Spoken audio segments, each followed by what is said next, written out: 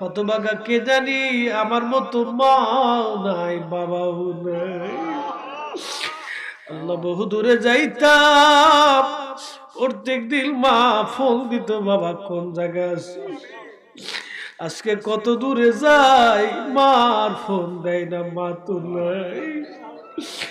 রব্বুল আলামিন দুনিয়ায় থাকতে বুঝি না, এখন বুঝি মা কি জিনিস, এখন বুঝি মা কি জিনিস। ওই মাজার কবর দেশে ঘুমায় আল্লাহ, এই গ্রামের গোরস্থানে আমতলে জামতলায় কার মা ঘুমায়, কার আব্বা জান যেন ঘুমাইতেছে। রব্বুল আলামিন তুমি যদি খালি ফিরাও, আমরা কার কাছে যাব?